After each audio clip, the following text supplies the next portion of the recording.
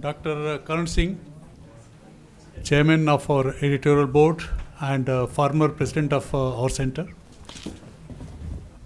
President of the Center, Ambassador Shyam, Dr. Srinath Reddy, other eminent panelists, Dr. Sandhya Venkateswaran, Dr. Rajib Dasgupta, Major General Atul Kotwal, all friends who have contributed their articles to this special volume, ladies and gentlemen. At the very outset, I extend a very warm welcome to all of you. A release of a special volume of our quarterly is always a very important occasion. This time, when we met under the chairmanship of Dr. Karan Singh to decide the theme of this special volume, he suggested that this volume should focus on public health. The reason behind this decision was very obvious. We have suffered heavily due to the pandemic. Immediately after our independence, a lot of focus was laid on the public health. But thereafter, maybe with the improvement of individual health facilities, the emphasis started going down. But the pandemic reminded us as to why public health is so very important and why you should focus more on that. So keeping that in view, this theme for the special volume was selected, and we are here to release it. I am indeed very grateful to all those friends who have contributed their articles. They are well versed in the subject matter, and I am sure all of you will find this special volume very useful. On this occasion, we have the privilege of having the presence of Dr. Karan Singh, who is the one who started this quarterly, which is our flagship publication, as you all know, way back in there 1973-74, and we are fortunate that we have been having his guidance since then. On this occasion, I also extend a very warm welcome to our president, Ambassador Shyam, who has always been guiding us and giving us a good advice. I am also grateful to and thankful to Dr. Srinath Reddy, who not only has contributed a very fine article in this volume, but he has also co-edited it with Omita Goyal. I extend a very warm welcome to Dr. Srinath Reddy and to all the panelists who are here to discuss this book. Before I end, I would like to welcome each one of you, ladies and gentlemen, to this special occasion. Thank you very much.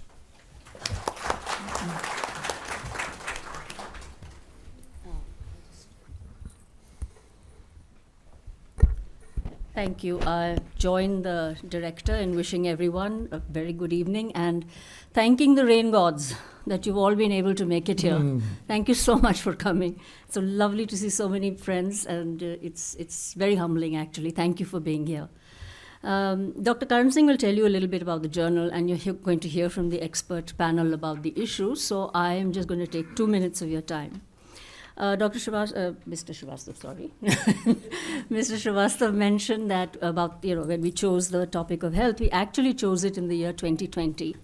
And I started working on it in January, and then March is when COVID just took over all our lives. And it wasn't feasible for anyone, all the professionals, to consider writing articles for this issue. So we postponed it, and we've taken it up this year. And I think maybe it worked better because not that we're glossing over COVID or anything of the kind, but we're also looking beyond. So it's given us an opportunity to encompass much more. The other thing I just want to say is that for me, a year is not calendar or financial.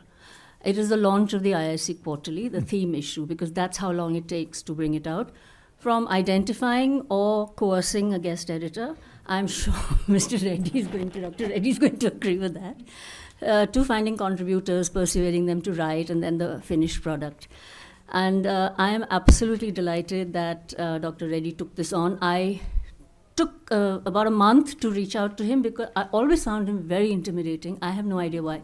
Because when I started working with him, Just the opposite. Just the opposite. A more gentle, unassuming person was very hard to find. And, he did this despite his absolutely crazy workload. I'm sorry, I should also look that side. Dr. Reddy, I can't thank you enough. And all the contributors, it's amazing how, it's just been marvelous working with them. They're at the top of their professions, and they have contributed, spent time, taken out time, and written original articles for this issue. I mean, I might start crying in a minute. But I won't. I just actually would like the contributors, so many of whom we are here, and also some who are not from Delhi, they've come from outside Delhi. If you could just raise your hands so that I can give you, or we can give you a big hand. Thank you so much. Thank you ever so much. It's been marvelous. Yeah, so anyway, that is the 2 minutes I'm going to take. And also, I can't not thank our expert panel without any yes, no, maybe. They were on board, and so thank you very much, all of you. And now I'll just ask Dr. Karan Singh now to take over after unveiling the issue. We want to release first. Photo opportunity. Yes, photo opportunity. The Americans call a photo opportunity.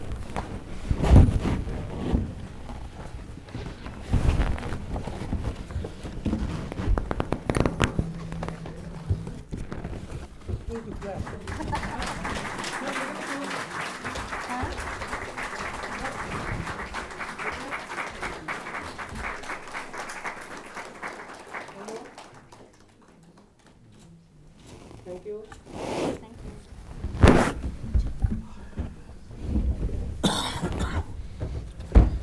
Would Trustee Gopal Gandhi not like to come and sit nearer here? Gopal?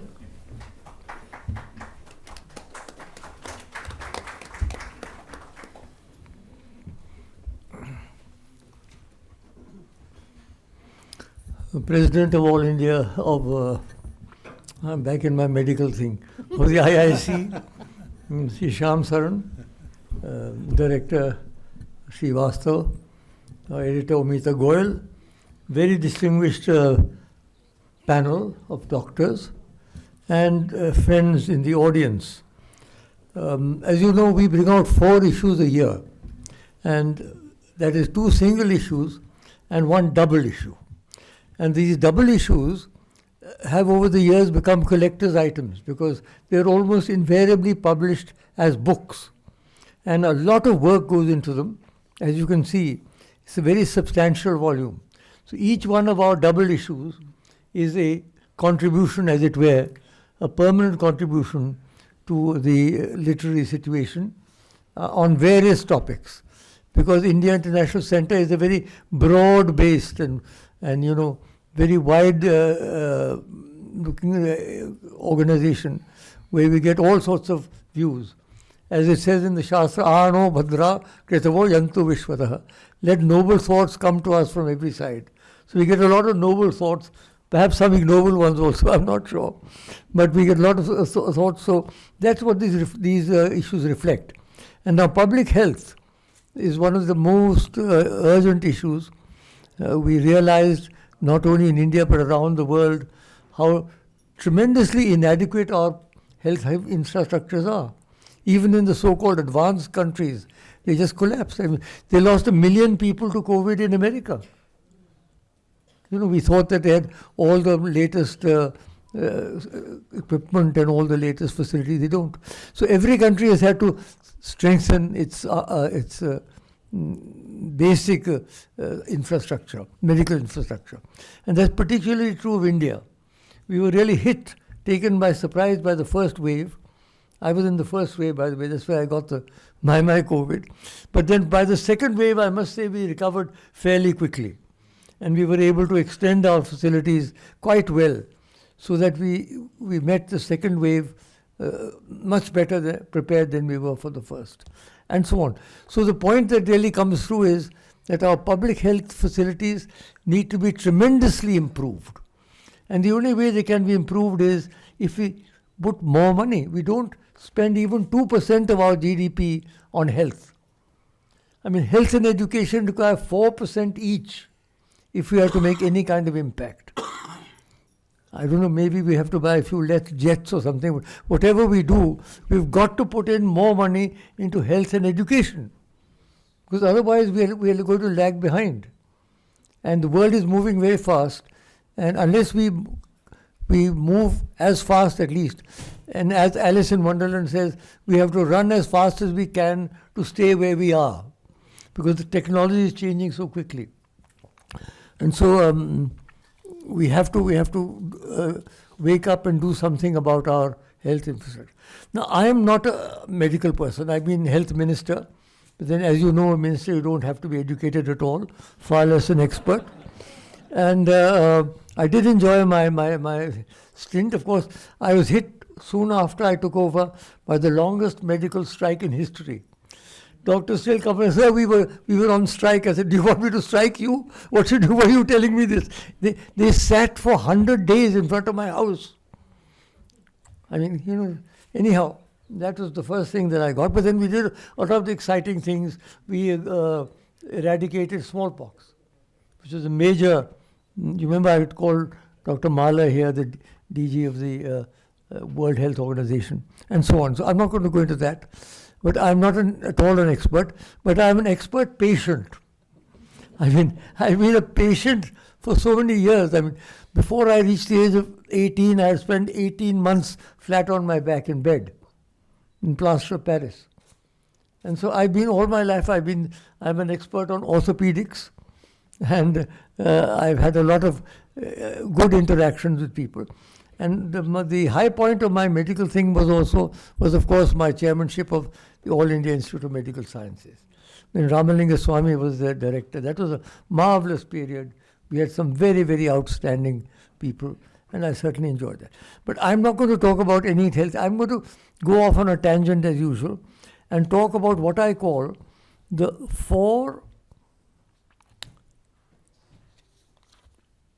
dimensions of health.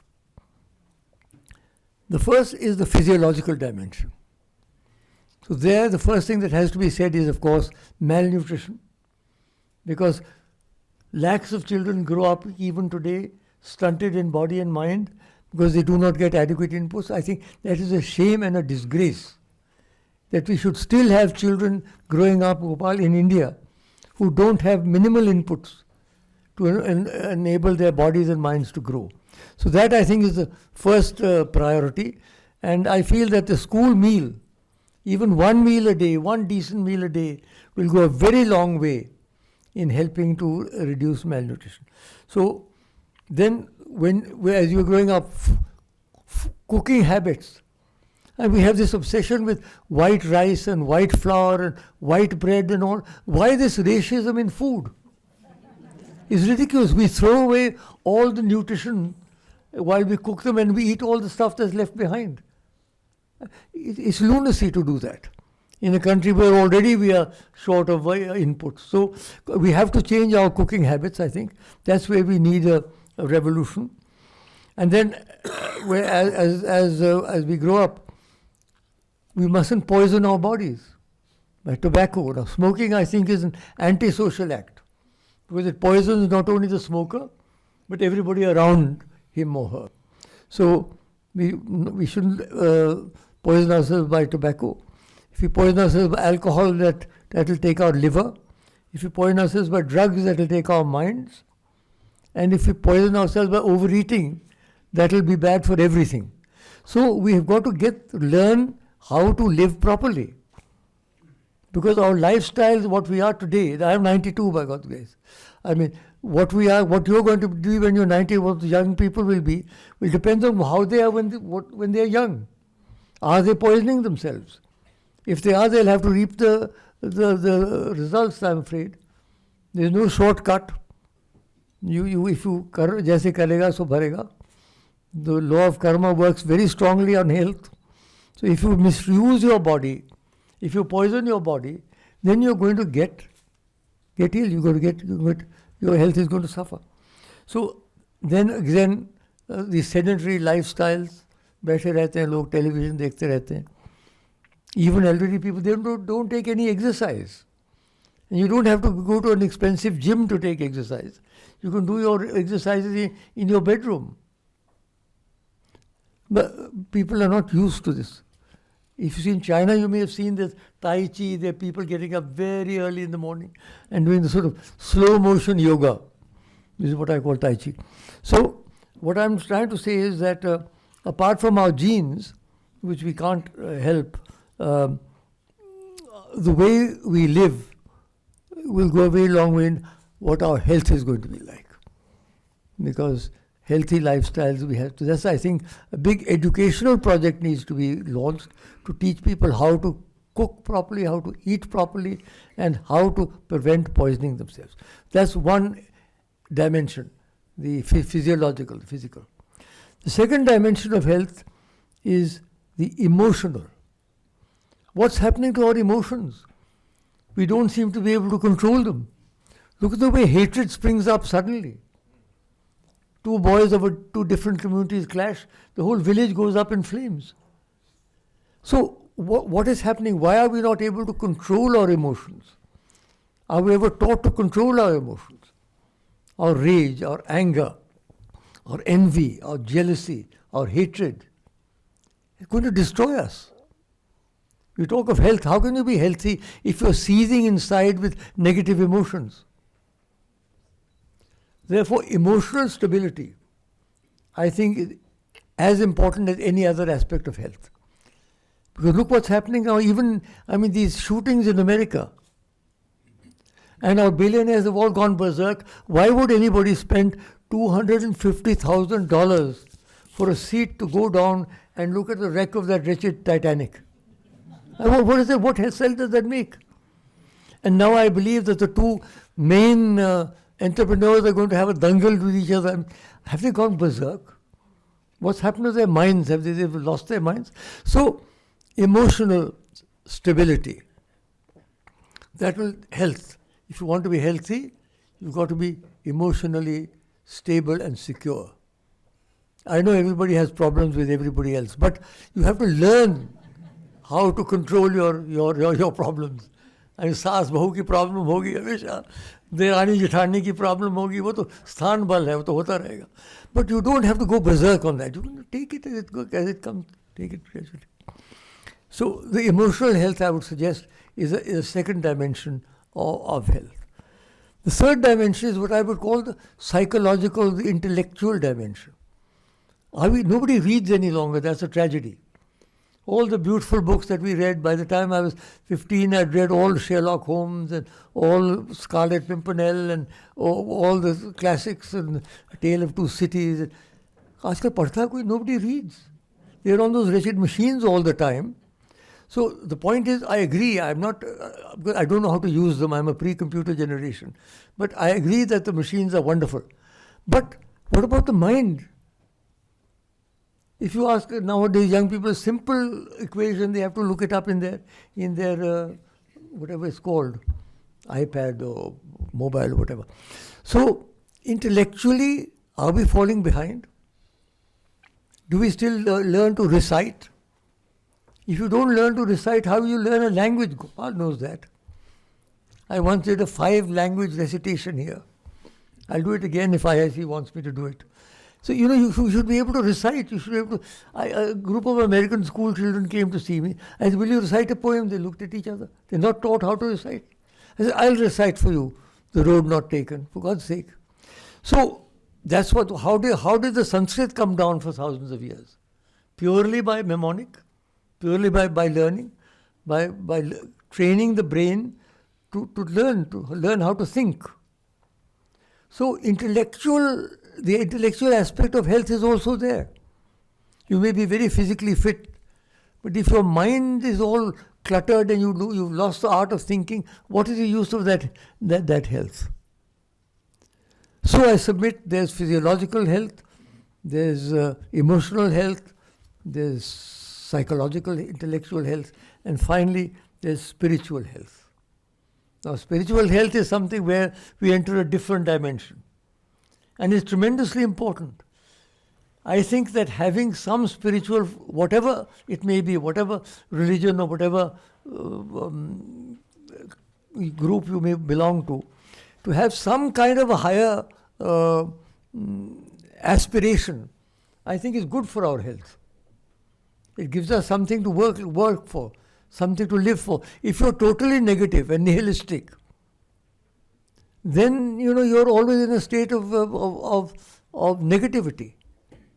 What we must have is positivity. You cannot have positivity, and if you have some belief system, whatever the system may be, whatever you believe in. I mean, somebody here believes in saving the planet, or in climate change, or whatever, or some spiritual way. I'm not going to go into the way of spiritual because I talk about that all the time, but I can't stop without talking about the 4 main paths, Gopal, which we have in Hinduism. We have the Jnana Yoga, which is the way of the mind, clarifying the minds, trying to see what is permanent behind this constantly changing samsara. It's the Jnana Yoga. We have the Bhakti Yoga, which is the way of the heart. Unless your heart opens in love and devotion to some form of the divine, it won't work. You can't fly with just one engine. The heart has to open at some point in time. Love, the great sovereign power of love. It could be for a human being, it could be for the divine. But the heart has to open if you're on the spiritual path. Then there's the Karma Yoga, the way of the arms. That's the way of work. Not any work, but dedicated work. Work dedicated to the divine. Yata pravittir bhutanam yen sarvamidam tatam swakarmanatam abhyarcha siddhim vindati manava.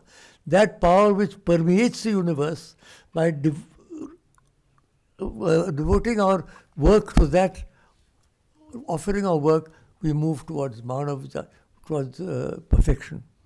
So the Jnana Yoga, the Bhakti Yoga, the Karma Yoga, and the Raja Yoga, the way of the breath. When we are born, we start breathing, and we go on literally till our last breath. Now, what is in the breath? Have we ever stopped to look at our breath? Have you ever studied what mysteries can lie within our breath? It's not just a mechanical process of breathing. Breath itself holds a secret to many forms of spiritual development. So I'm just mentioning these. These are all various types. They are in every different religion. I just happen to know Hinduism better than the others, so I'm mentioning this. So the point I'm making is spiritual health is very important.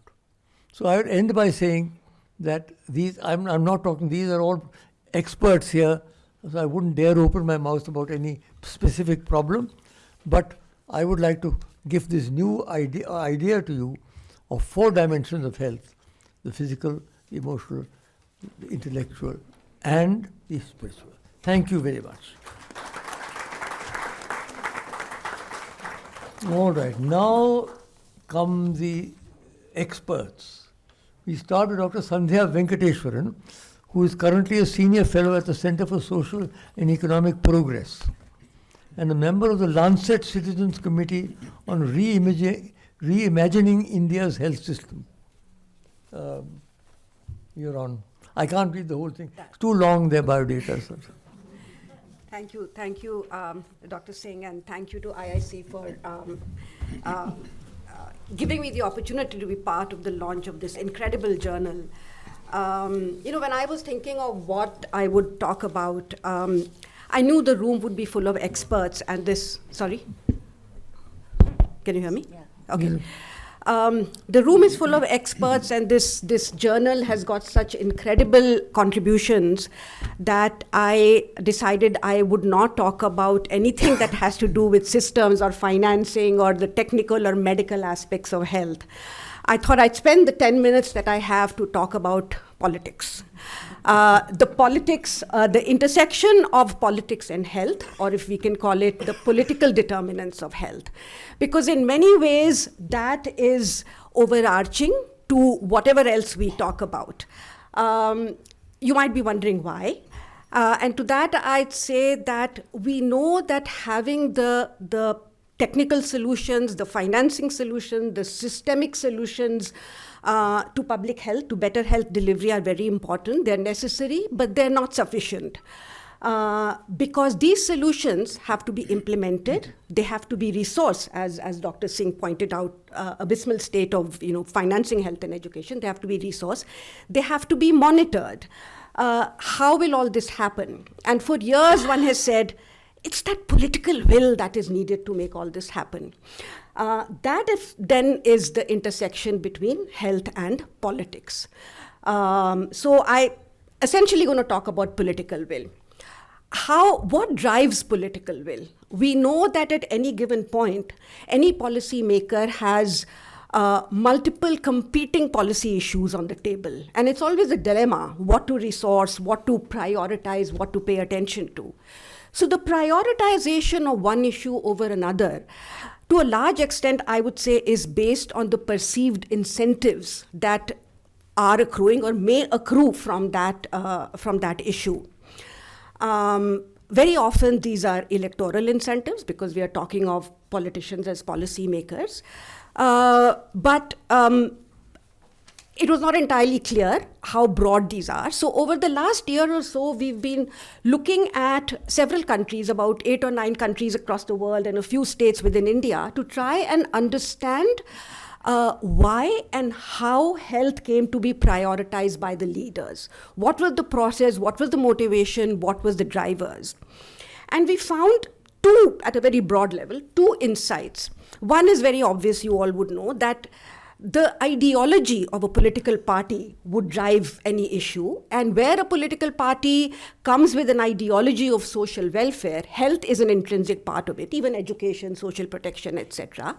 By way of example, I'm tempted to give the example of Tamil Nadu. That is not to deprioritize any other state, but it has a decades-old history of social welfare since the Dravidian movement.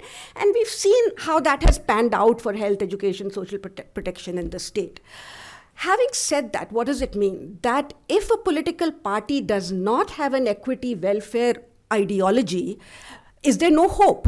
That's not true. What we found from our study of like I said, many countries and some states, was that there is this notion of seeking political legitimacy. And especially when a new party comes into being, they want to either establish or strengthen their political legitimacy or credibility. And what they try to do is find that hook, that particular issue, which when prioritized would have the citizens see them as more legitimate, as their representatives, and strengthen the social contract between a political party and citizens.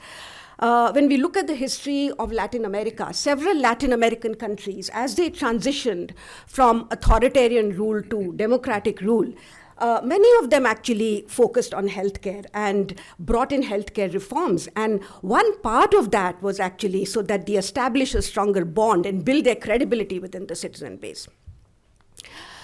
When we talk of political legitimacy, again, the question is, okay, how are issues connected with political legitimacy for a party? We know that electoral success is very important to all politicians. So obviously they would look for the issues that can better connect with electoral success, that will provide them electoral dividend. In India, there isn't a sense that health is electorally salient, that health has been electorally salient. But I will come back to the India case in a bit. Where health is an electorally salient issue, the credibility of a regime could very easily be linked to improvements in health. So you're responding to the needs of the population. How does this happen? It doesn't always happen organically. We've seen in several countries, external actors actually play a role in highlighting issues as an issue that can contribute to the credibility or strengthen the credibility of a regime. These could be civil society, it could be media, it could be social movements. And we've seen in Brazil, for example, as Brazil transitioned to a democratic regime, the Sanirista movement played a very important role. In Thailand, I think we're much more familiar with Thailand, the Rural Doctors Network played a critical role in the healthcare reforms that happened and the 30 baht scheme, which is so well known globally. Even in a country like China, we were talking about China, post-SARS, healthcare costs had gone up dramatically, and citizens really demanded the government, do something about it. And I'm not saying that was the only reason, but they certainly influenced the government in acting upon the costs and actually bringing about healthcare reforms that address those costs. Coming back to India. So is health is health an electorally salient issue in India or not? The sense has always been not really. In the sort of electoral battlefield, health, education, nutrition, none of these seem to play a role. So we, as in 4 organizations, we did recently a pilot survey in India across a few states to look at how did citizens see health when they were casting their vote. Was healthcare influencing their voting decisions? And what we found was that while health is a key concern to them, second, third in the hierarchy of concerns, I would say next to unemployment, it was not a driving factor for their voting choices, which we need to understand better. There must be multiple reasons why that is so, and we need to interrogate this more. But a couple of interesting things we found was that in India's federal structure, with the 3-tier governance, do I need to wrap up? Okay.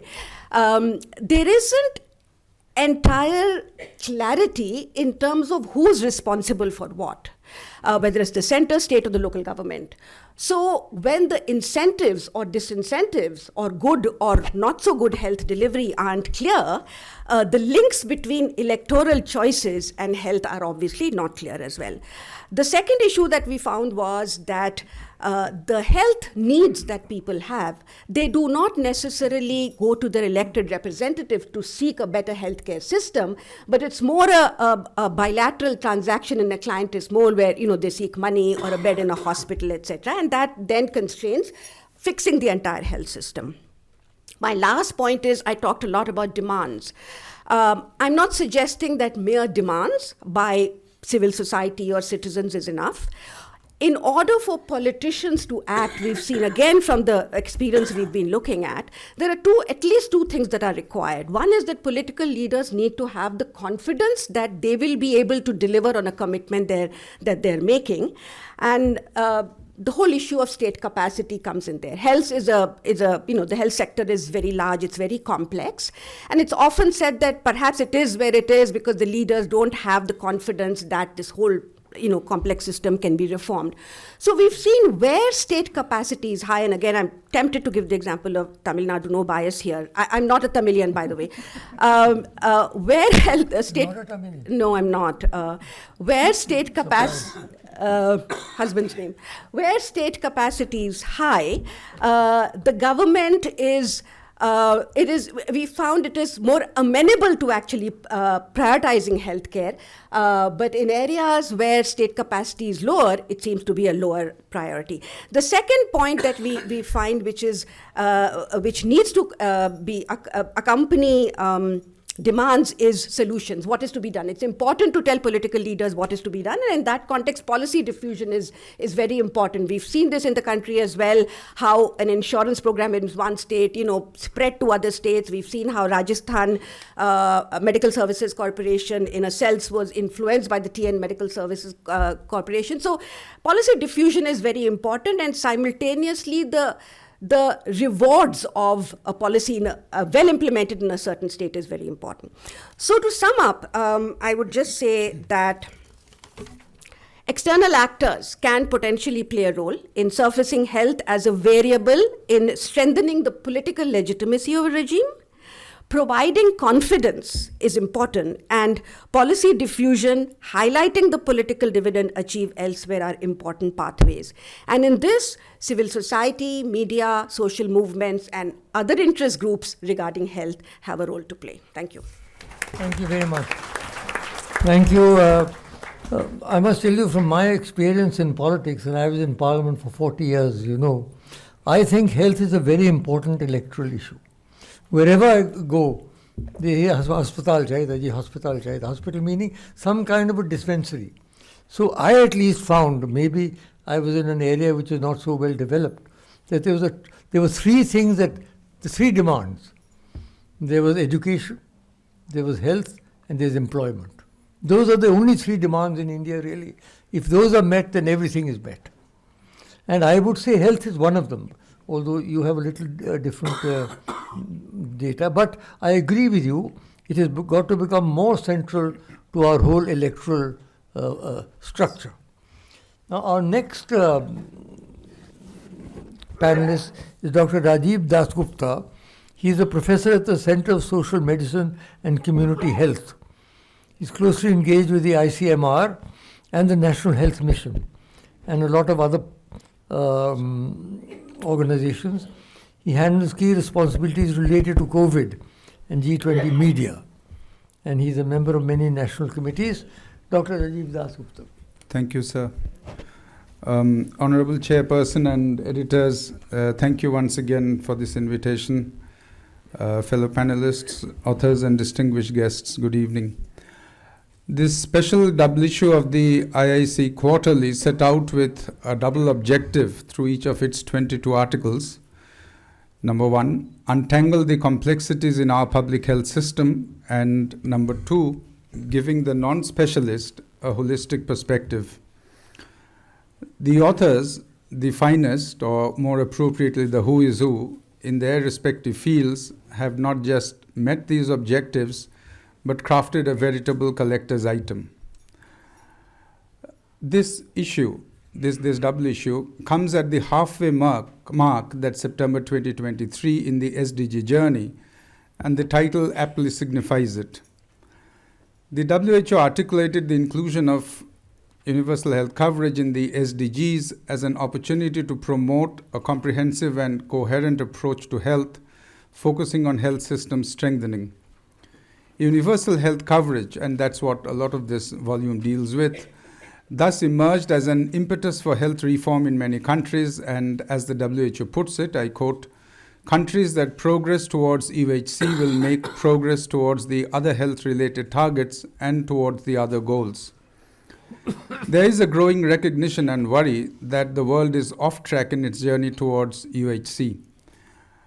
The WHO Director General's report to the 152nd Executive Board, which was January 2023, noted, and I quote from that report, "Annual reviews of the state of commitment to universal health coverage show that although the majority of countries recognize universal health coverage as a goal that is reflected in laws and national plans, a lack of concrete operational steps coupled with inadequate public financing for health care are pushing progress towards relevant targets for 2030 further off track."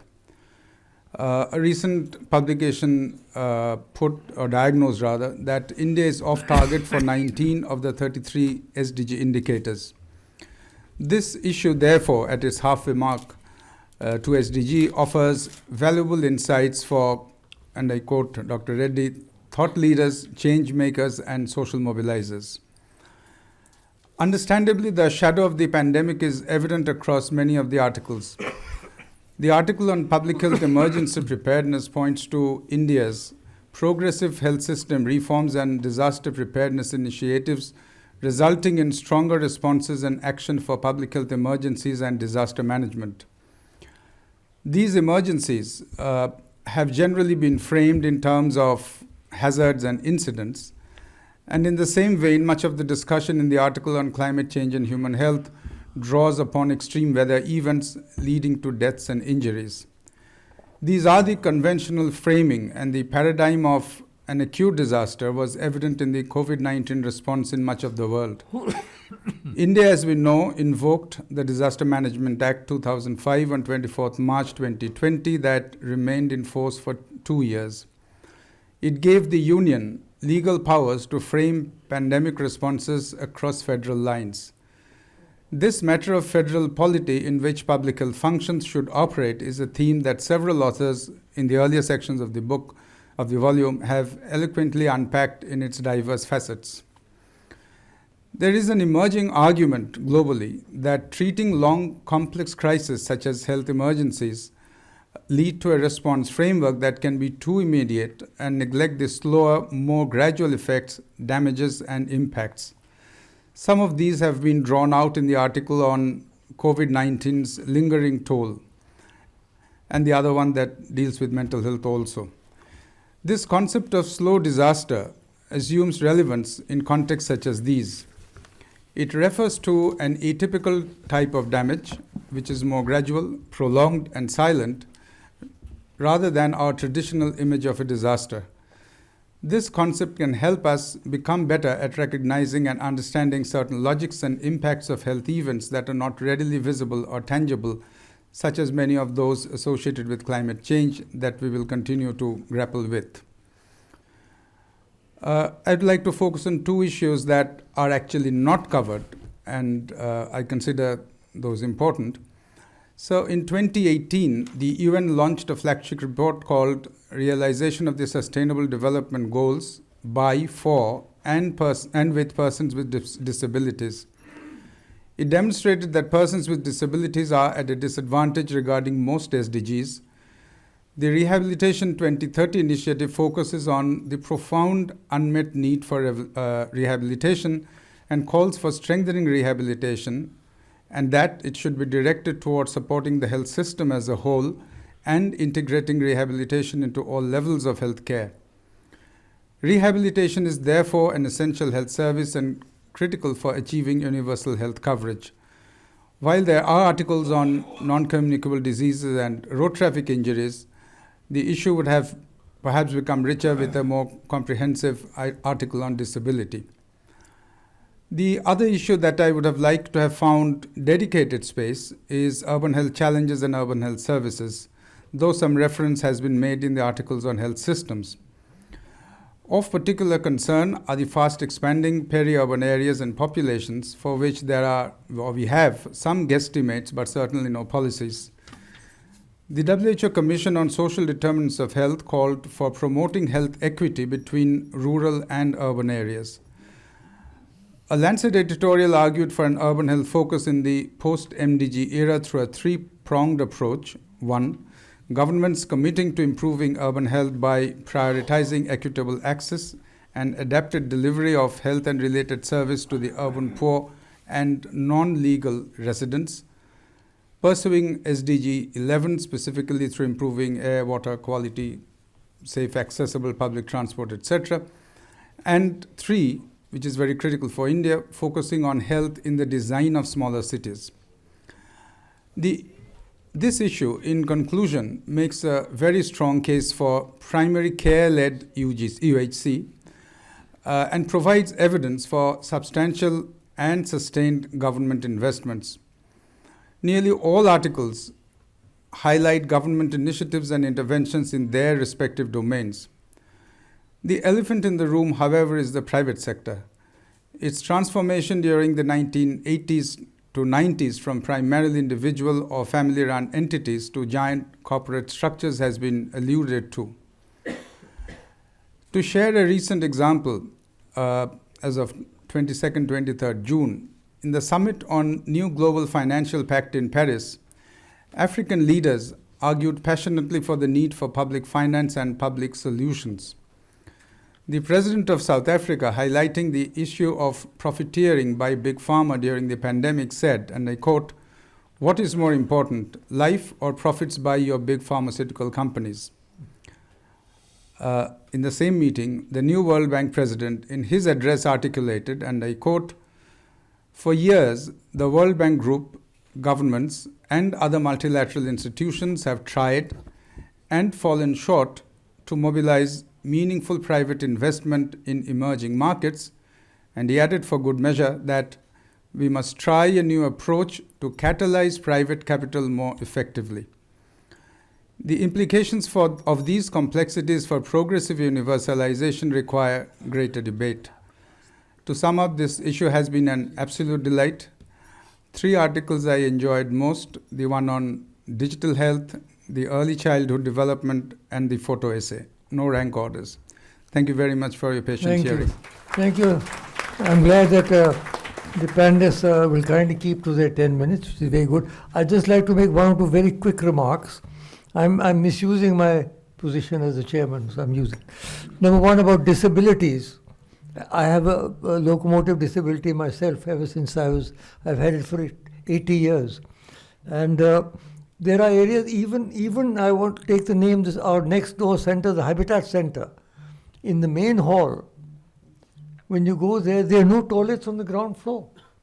If you want to go to a toilet, you have to walk down 20 steps and walk up 20 steps. I mean, that's ridiculous.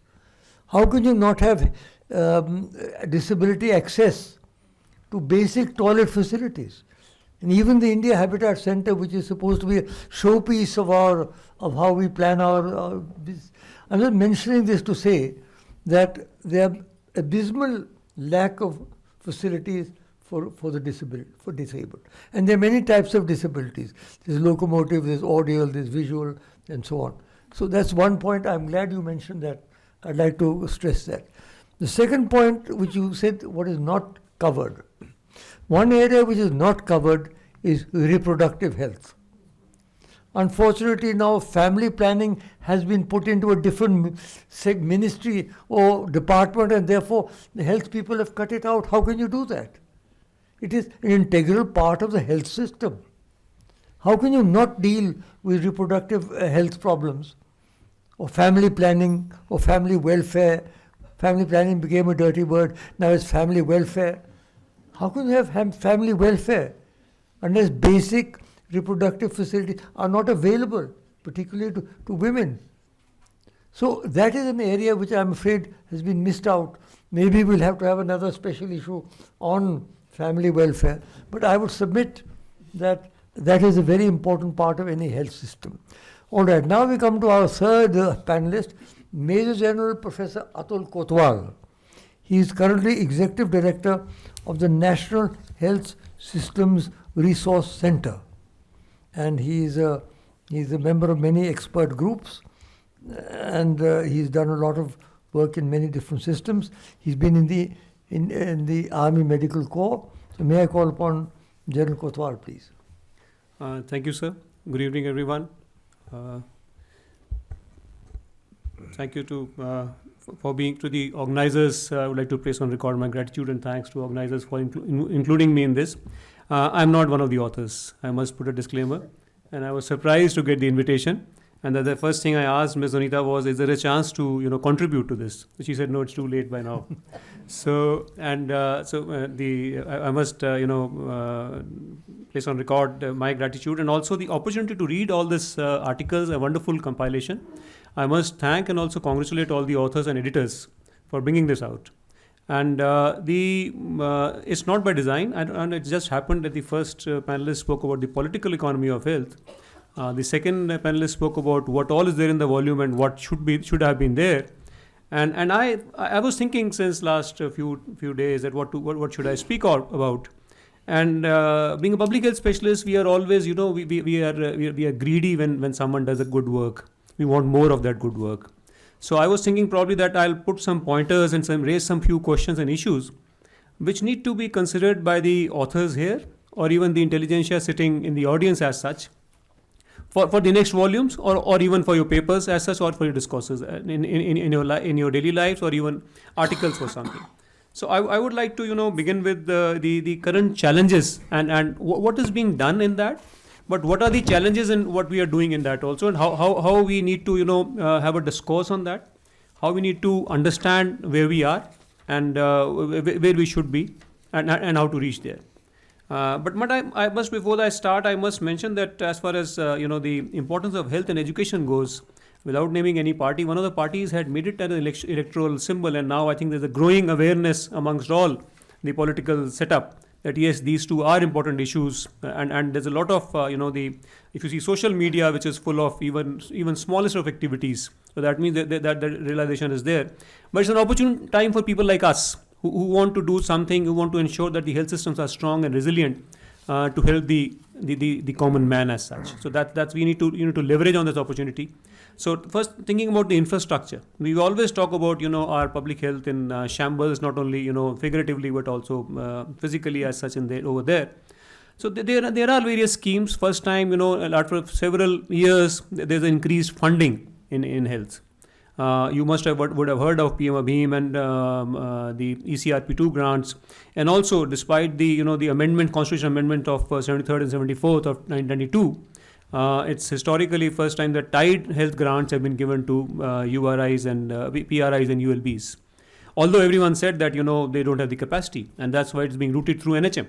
So the critique can be done over there. But yes, it's time that we as public health experts start working with the PRIs and ULBs to increase their capacity, so the next financial grants are through them. Till now, historically, they're spending only less than 3% of their funds on health as such, core as such, because they've been doing more on water and hygiene and all, which are of course important, very, very important social determinants of health. But core health purposes, how this devolution of power takes place, we need to work on that. And work with the states. One of the articles talks about that, and everyone mentioned that 2.5% of the GDP, but probably maybe up to 4% also. But in national policy says 2.5%. Is it time to look at the denominator also of the economy? Is it time to look at what are the absorptive capacities of the states? Even if you give huge amounts of funds to the states, how much are they able to really use effectively and efficiently in the time frame? What are the procedures and policies? Shri Ramaji Sinha, who's here, will be here with me. We were together in Planning Commission, and there were states when we tried to give them more funds, they said no, we don't want more funds. So that's the kind of because and now with the kind of PFMS system which is there, where state has to spend that particular amount and then only central fund is released, the states are finding it challenging, because if they don't spend that, they don't get the central fund. So we need to address this, probably discuss this FMS system also. What are the pitfalls in this? The next one is the disparities as such, which I have already addressed to a certain extent, that utilization patterns and the capacities of the states. There, that is where the public health experts need to sit with the states. I would also like to highlight, which one of the articles mentioned. I honor that sentiment that probably the international experts and all, but I somehow have my own concern in this, and looking at the working with the states since last several years. It's time that we have a system where the development partners don't give varied voices and make varied noises in the states. There has to be some kind of system where at least the policies which are there, they are implemented in a uniform manner, in case, of course, with the flexibility is given to the states. And with the implementation research, we need to understand what are the enablers, what are the barriers, what are the best practices, and that should feed into the policy. Rather than giving different kind of advice at the state level, there also we need to have kind of ecosystem to look at that. High out-of-pocket expenditure has been mentioned, but I would like to clarify that the reduction in out-of-pocket expenditure is not because of the increase in capital expenditure, because even whether we look at the denominator as the total health expenditure, which includes capital, or the current health expenditure, which doesn't include capital, the OOP has reduced. Of course, we are far away from the 20-25% mark, but still it is a tremendous success, and that's because of the drugs and diagnostics, and also the increased number of ambulances and patient transport vehicle. And the effect of PMJ is not visible as of now, because we have not compiled the national health accounts of 2021-22 as now, and that will come up eventually. I must mention about the drugs and diagnostics, which I alluded to there. The drugs, again, the examples of Tamil Nadu are being given, not only in this forum, everyone else. We also have been very fond of giving. But I would request the authors of that particular chapter on drugs, and even all the others, to reassess the Tamil Nadu system now. We conducted another study. We're looking at what are the public health functions lost when a district hospital is converted to medical college, and Tamil Nadu was one of the states. We realized that TNMSE everything is not as good as it was. There are regular stockouts. The storage capabilities are not there. Their indenting system is old and archaic, and it's not responding to the current needs. There is no push mechanism of the drugs and even diagnostics to the health and welfare centers. So that's we need to learn from some other states like Odisha and all, which are looking at strengthening their supply chain management. So that's another issue, I think, which when we talk of these examples. And when we talk of these drugs and diagnostic availability, we must try to understand what are the changes taking place in various states, what are the requirements, and how we can work with the states to strengthen these. The another is human resource for health. It's a vast issue. We can't do justice to that. Even this chapter which is there, it's an excellent looking at the evidence, what are the numbers. But I think it should have probably in the next issue could go beyond numbers. What are the capabilities required? The public health amendment cadre, which is now a nudging mechanism to ask the states to probably create these 4 groups, 4 cadres of specialist cadre, teaching cadre, public health cadre, and health management cadre. We also now working with states to look at the nursing cadre, with a new CHO coming in place. Most of them are nurses, with very few of Ayush practitioners. How to get them involved into kind of formal system with assured career progression to encourage people to join public health system and to be able to retain them. Another system of overall development, as Sri Amajitsana mentioned in his first chapter. And without that overall development, we can't encourage people to go and work in rural areas. From a policy side, it's now been mandated that any new health facility which is coming up, there has to be appropriate quarters and all over there. But what all needs to be done in the overall development where you encourage people to join and retain? So probably the next kind of implementation research topic which I am sharing with all probably could be to look at how this, the cadre management and all. What is the financial capability of states for creating sanctioned posts, for looking at vacancy and looking at Indian public health services standards to ensure that those standards are available? So that's a complete, thing, how to implement this. So team approach, we looked at the mid-level health provider. It's a game changer. The tremendous success, at the ground level, which is now being visible in the footfalls and also the other activities at the health and wellness centers. But sir, I think there's 2-3 minutes more. So. We looked at it's from learning from various countries, but we also added the performance-linked payment. So probably I think we should have probably did some small pilot before doing it, because this is the only function in the entire human resource for health where 60% funds are regular, assured, and 40% based on performance. But that's creating a rift amongst the ANMs and the other healthcare workers too. So that's another area where we need to look at that. Do we need to, ape the West in everything or all? We need to probably have our own contextual policies. One of the international universities was asking us to do a social audit where we look at, even the payments to healthcare workers through the community-based organization. So we said, sorry, in health there are a lot of intangibles. Let's look at social accountability rather than audit. And that's the communitization process again. That's something, in the next issue we can, look at. How to make it really functional? Is only holding meetings of VHSNCs or Jan Arogya Samitis and the audit statement is the issue of functionality? From the governance side, I'm very happy if I'm just looking at that and the funding is issued to state. But on ground, in reality, what is happening and how to actually make them functional. So academia now needs to transcend beyond that and beyond the policy prescription and beyond what Jan Arogya Samitis should be doing. How to make them functional, how to involve the community in the spirit of ownership and a kind of accountability from the human resource for health also as such. The social determinants of health, I won't, due to paucity of time, I won't go into that. The quality and patient safety is another issue.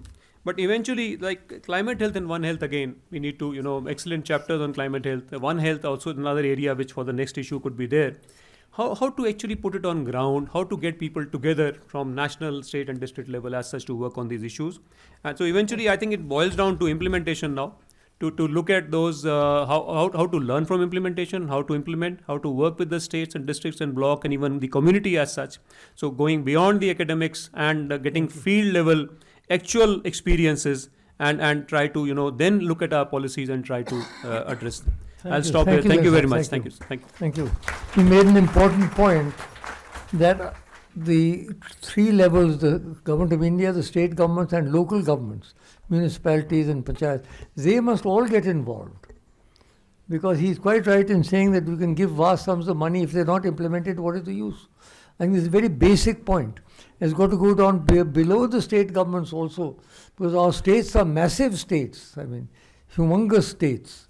They're so big that unless you go down much below the states, down to the municipalities and the local bodies, you're not going to get the sort of health facility that you want. So now we come to our final panelist, who's also been our co-editor for this issue, Dr. K. Srinath Reddy. He's a cardiologist and an epidemiologist. And he was president of the Public Health Foundation of India, PHFI, which is a very good organization. And he headed cardiology at the All India Institute of Medical Sciences. And he's a distinguished professor at Harvard and elsewhere. So, Dr. Reddy, you're on. Thank you very much, sir. It's indeed been a privilege to be one of the two editors, the guest editor in this case, of this excellent volume. The excellence which derives from the splendid contributions by the individual authors, not so much from my contribution as an editor. I must confess that I was a little surprised when Miss Omita Goyal had said that I was intimidating. But I'm glad she redeemed my reputation later on. May I confess, Omita ji, that this was started off as a mutually intimidating exercise, but ended in a mutually appreciative manner. So that was one good that came out of the exercise. So thank you very much for inviting me to do that. Secondly, there are limitations certainly in the volume, not only because it was undertaken in the immediate aftermath of COVID, when many people were extremely busy resuming their busy professional careers, but also because a volume cannot be exhaustive in every respect. Now, if we want health to be truly explained and advocated to anybody, we must recognize that there are three elements that go into building a healthy society. First is an efficient, equitable, empathetic, and economically viable healthcare system that delivers universal health coverage. Secondly, multisectoral action on the social, economic, environmental, and commercial determinants of health. Third, energetic engagement of an informed and enabled community. Now, in this, most of the attention of this particular volume has been on the first. How do we have a healthcare system that delivers universal health coverage? The other elements have been slightly dealt with, but not to the extent that they probably merited. But all that work cannot be encompassed in one volume. Fortunately, Professor Ritupriya and Dr. Saida Hamid have edited a volume which has also come out just at this time, which in every sense is very complementary and I think fills in some of the gaps that we have. Now, in terms of the resources for ensuring that we have a health system that meets all the expectations, as you rightly pointed out, sir, that we do need more money for health. And you also alluded to Professor Ramalingaswamy. Professor Ramalingaswamy famously said and wrote when he was member of one of the international commissions that we need more money for health, but also more health for the money, that the money should be expended well with adequate results. Of course, that particular statement was expropriated without attribution by many people, including Gordon Brown. But nevertheless, it was Rama who said it. And it's very rightly so. And therefore, this particular volume, while demanding more money for health, is also explaining how we can actually deliver more health for money. And it does bring about that element as well. Now, in terms of primary care, I think that is where actually most of our investment should go. And we should strengthen primary care both in rural and urban areas. Urban primary health care has been missing, it has been already pointed out. There's been a weak link, and that is something that must be addressed, though the National Urban Health Mission, which has been slow on the starting blocks, is now beginning to take off. And Dr. Atul Kotwal has referred to that. But primary care is absolutely pivotal because when we talk about the three dimensions of universal health coverage, population coverage is 100% in primary care. Everybody at some point in time in life will require that. Service coverage, it offers the broadest range of services for the most common conditions.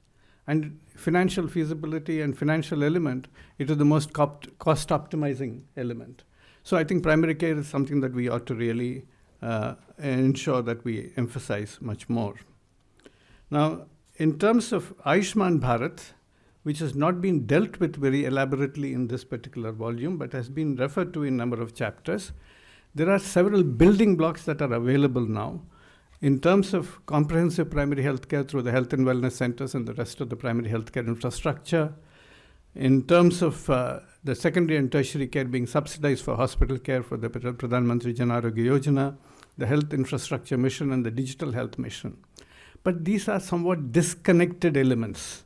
What we need to do is to connect them and make them into a much more cohesive unit that delivers primary health care in every sense, of universal health coverage in every sense, and that's where we ought to be heading to. As far as the missing elements in the book are concerned, we take the point very clearly. Disability should have been dealt with much more rather than just in road traffic accidents and mental health and other areas. And as far as urban health is concerned, there was an element to try and get primary health care to cover urban health also, but that could not go in because we had to also understand that authors could not go beyond certain length in their chapters, and that was a limitation there. Reproductive health is certainly a missing element, and those are elements that must be addressed in later time. Coming to Dr. Sandhya Venkateswaran's comment and your own subsequent response on how health policy is made.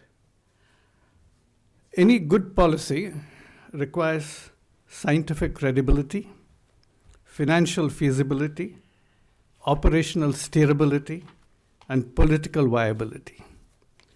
I believe this volume does provide scientific credibility insofar as the chapters that have been covered are concerned. It also does argue for financial feasibility of many of the interventions, though every intervention is not costed for cost effectiveness or analysis, but mostly the financial feasibility is demonstrated. The operational steerability is also reasonably well established. What we now need is political viability, which means a popular demand for change, which is where institutions like the India International Center and volumes like these must permeate into public awareness and consciousness and raise the demand for better health services and better action on the multiple determinants of health. And that's where, if this particular volume makes a small contribution, I think all the authors and editors will feel highly gratified. As Toni Morrison said, if we do not create the future, the present extends itself. We can't afford a passive response. We need an active, assertive response. Thank you very much. Thank you very much, Atul. And thank you once again for being such a cooperative guest editor. I'm now going to request the President of IIC, Shri Shyam Saran, to make a few closing remarks. Shyam, sorry to take you by surprise. Thank you very much, sir. As everyone has said, this is really a pioneering piece of work. And I think it has covered virtually every important aspect of the kind of health challenge that India faces. Dr. Reddy talked about how if we do not take the kind of action that we ought to, then the present will extend itself in the future. I'll go further. If we do not take the action that we need, the past will overwhelm our present. My own view is that, the three fundamental functions of government, of state, are security to its citizens, health for its citizens, and education. And I think if we are honest with ourselves, we will see that over the last several years, actually there has been progressive abdication of this responsibility by the state. Dr. Reddy spoke about how, the kind of awareness that this volume is hopefully going to bring with regard to how serious the health challenge is and how we deal with it, so that a demand can be raised for change. I think the problem is that those who need healthcare education the most, they simply do not have a voice. So what we are saying here may be very worthwhile as far as our particular category of people is concerned, which is a tiny minority. how do those who really need this kind of support, how do they make their voices heard? And I think this should be perhaps something that we reflect upon, and this is where the politics comes in. And I would like to make two last points. One is that in my work as Prime Minister's Special Envoy on Climate Change, that is where I became aware of the tremendous connections which are there amongst different domains of our life. So you remember there were cases about farmer suicides in Andhra. And as part of our exercise to see how the our climate mission on agriculture perhaps could address some of these issues, we started looking into why were these farmer suicides taking place. And the general impression was that these suicides were taking place because of crop failure. And people said, they have gone on to monoculture, they are growing, BT cotton, or they are growing, various kinds of commercial crops. And if there is a failure, the farmer goes down under. You'd be surprised when we actually went into the nitty-gritty of this particular challenge. We found that farmers were getting bankrupted not because of crop failure, but because of getting bankrupted by high health costs. Why? Because they were using chemical fertilizers, toxic. They were using pesticides, extremely toxic. They had no protection, no shield. So when they were spraying the crops, they were ingesting much of these toxic chemicals. Their children were exposed to the same kind of chemicals. Inside their houses, they were using coal or wood to cook their food, and not only themselves, but their children were also ingesting the smoke. So this perhaps demonstrated to me how interconnected all these domains are. And if we are talking about, say, intervention in health, don't we not have to perhaps, also pay attention to what is really leading to these kind of challenges? So I will stop here, but Dr. Reddy has also worked on the climate change and health issue. He knows of the connections that I'm talking about, but I do hope that this volume, maybe we can translate it into Hindi so that it has a wider coverage.